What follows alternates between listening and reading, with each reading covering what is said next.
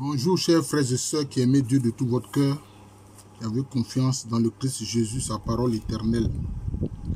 Alors, je voudrais à travers cette vidéo-là aborder un thème. C'est celui de la symbolique du désert. La symbolique du désert.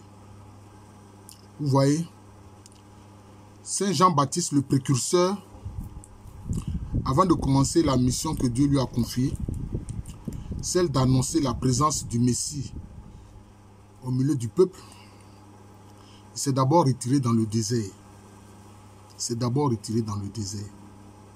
Il a vécu dans le désert jusqu'au moment où il apparaît au bord du Jourdain pour appeler le peuple au baptême de conversion. Voilà. Et c'est lui alors qui a dit de Jésus: voici l'agneau de Dieu qui ôte le péché du monde. Et on constate que Jésus lui-même, avant de commencer sa mission, il est allé dans le désert où il est resté 40 jours et 40 nuits. Et quand il est resté 40 jours et 40 nuits, c'est là qu'il a vécu la tentation, où le diable est venu le tenter. Alors, il nous faudra comprendre quelle est la symbolique du désert. Pourquoi est-ce que Jean-Baptiste le précurseur est allé au désert? Pourquoi est-ce que Jésus lui-même est allé au désert? Et même ceux qu'on appelle les Esséniens qui ont vécu presque à l'époque de Jésus, eux aussi, ils vivaient dans le désert. Voilà. Et puis, entre les 3e et 4e siècles après Jésus-Christ, il y a ceux qu'on appelle les pères du désert. Les pères du désert. Qui effectivement sont allés s'installer en désert. Soit en communauté, soit en tant qu'ermites. Voilà. Soit ils étaient en communauté de frères, soit ils étaient ermites. Alors on cite quelques noms tels que le père Hugo Zanetti, Grégoire de Nazianze, Cyril d'Alexandrie. Tous ceux-là font partie de ce qu'on appelle les pères du désert. Vous pouvez aller sur Google, taper les pères du désert. Vous allez avoir des informations beaucoup plus importantes sur ces pères du désert-là. Alors, la question, bon, les déserts dans lesquels les pères du désert ont eu à s'installer, ce sont les déserts d'Égypte, de Palestine, d'Anatolie et de Syrie. Anatolie, c'est dans la Turquie actuelle. C'est dans la Turquie actuelle. Mais pourquoi est-ce qu'il faisait ça? C'est là la question. Pourquoi est-ce qu'ils allaient au désert? Jésus-Christ lui-même, il est allé faire quoi au désert? Vous savez que le désert en général, bon, c'est vrai, il y a des déserts glacés, mais ce n'est pas de ça qu'il est question ici. Ici, il s'agit de déserts chauds. De déserts arides et chauds. Voilà. C'est cela. C'est des endroits de silence. Donc, les gens vont chercher dans le désert le silence. Quand tu es en ville, là, il y a tellement de bruit que quelquefois même tu as du mal à te concentrer pour prier. Tu es même dans ta chambre, tu veux être tranquille pour prier. Quelqu'un est en train de jouer la musique avec des décibels pas possibles. Vous voyez? Or, le silence est nécessaire. Faire silence en soi, alors nous permet d'ouvrir notre cœur et notre esprit, ainsi que nos oreilles, à l'écoute. Oui, de ce qui vient dans l'invisible, de ce qui vient de l'invisible. Donc, à l'écoute de Dieu. Mais cela n'empêche pas, comme on l'a vu dans le cas de Jésus-Christ, la venue du diable qui vient tenter. Voilà, parce que le diable aussi profite de cette situation, de ceux qui se retirent dans le désert et qui veulent être à l'écoute de Dieu. Voilà, c'est dans le silence. Vous avez vu même que le prophète Élie a fait l'expérience du silence. Voilà. Dieu lui a fait voir l'expérience du silence. Il y a eu un ouragan, il y a eu un feu, il y a eu des bruits. Mais c'est quand il y a eu un silence qu'il a entendu le souffle de Dieu passer. Et alors, il a entendu Dieu parler. Et donc, l'importance du silence, c'est ce qui fait que les gens allaient au désert. C'est la quête du silence. C'est la quête du silence. C'est très important. Vous comprenez? C'est très important. C'est pour ça que, bon, aujourd'hui, certaines communautés, ou bien même au sein des églises catholiques, etc., certaines communautés font des retraites. Bon, c'est vrai. Ce n'est pas dans le désert, mais quand ils font des retraites, c'est pour trouver des endroits beaucoup plus calmes.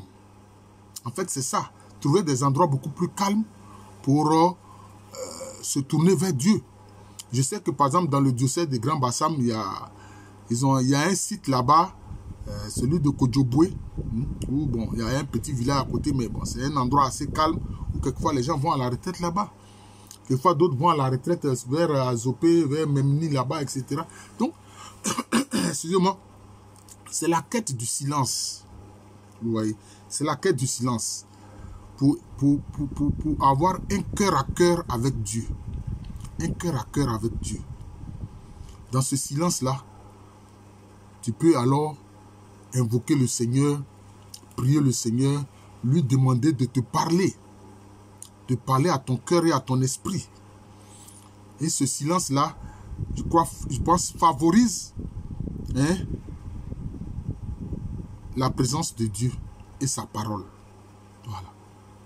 Parce que Dieu n'aime pas les endroits où il y a trop de bruit. Non. Voilà. Parce que ces bruits-là vous distraient de sa parole. C'est ça le problème. Maintenant, il y a l'autre aspect, quand on le loue, etc. Là, c'est autre chose. C'est pour le louer, ce n'est pas pour l'écouter. Vous comprenez? Mais pour l'écouter, il faut du silence. C'est important. D'ailleurs, même dans les rapports entre les hommes, bon, quand quelqu'un veut parler, bon, il demande silence. S'il vous plaît, faites silence, je veux vous parler. Donc, vous voyez l'importance du silence. Vous voyez.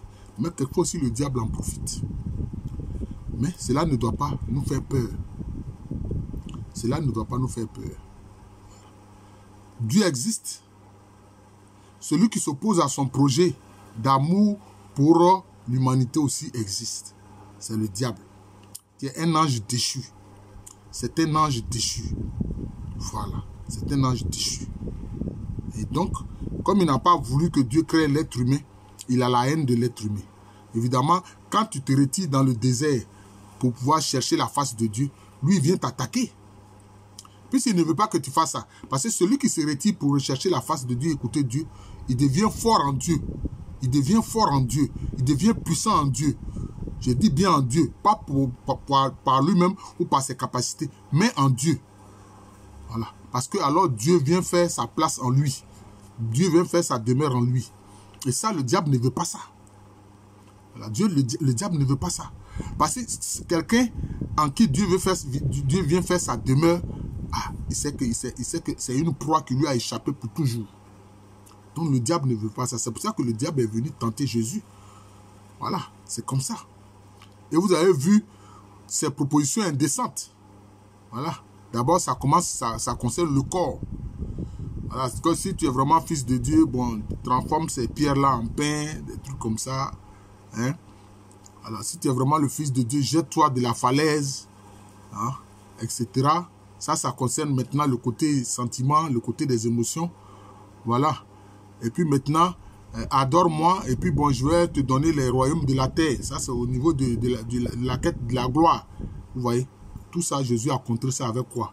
Avec la parole de Dieu, parce qu'il la connaît. Et que lui-même, il est la personnification de cette parole de Dieu-là.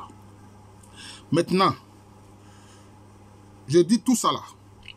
Les pères de l'église, les pères du désert, soit ils vivaient en communauté, ou bien ils vivaient en ermite. Quelques-uns, ils sont ermites, ils vivent seuls. Voilà. Mais, vous pouvez me demander, mes frères gens de l'amour de Jésus, professeur Alou, quel est l'intérêt pour nous aujourd'hui? Parce que nous, on n'a pas l'intention d'aller vivre dans un désert. Hein. C'est vrai, les déserts existent encore. Aujourd'hui, le désert du Sahara, malheureusement, c'est pour voir des migrants traverser ça, certains y meurent, etc. Bon, nous là, aujourd'hui là, vous allez me demander, mais nous, on n'a pas l'intention d'aller au désert. Mais qu'est-ce qu'il faut faire? Je vous ai dit que quand on va au désert, c'est pourquoi? C'est pour la quête du silence. C'est pour ça que Jésus en a parlé d'une certaine façon. Il a dit, quand vous voulez prier là, ne faites pas comme ceux qui se mettent dans la rue, qui se tiennent debout pour qu'on les voit prier, etc. Non. Mais retirez-vous dans la chambre dans la partie de votre maison la plus isolée. Là où déjà, puisque vous avez eu l'intention déjà de prier le Seigneur, où le Père déjà, le Père Céleste vous précède. Quand il vous parle de cet endroit-là, en particulier de la maison, où vous devez vous retirer, c'est quoi? C'est la quête du silence. Mais cette quête du silence-là, c'est vrai, il faut un aspect physique. Vous pouvez le faire dans votre chambre. Fermer les portes, c'est vrai. Par l'effet tunnel, un malfaisant peut crier, etc., faire des choses. Bon, quelquefois, le son peut pénétrer la chambre, mais le silence le plus important, c'est le silence dans votre esprit et dans votre cœur. Dans son esprit et dans son cœur, on peut faire silence. Est-ce que vous comprenez?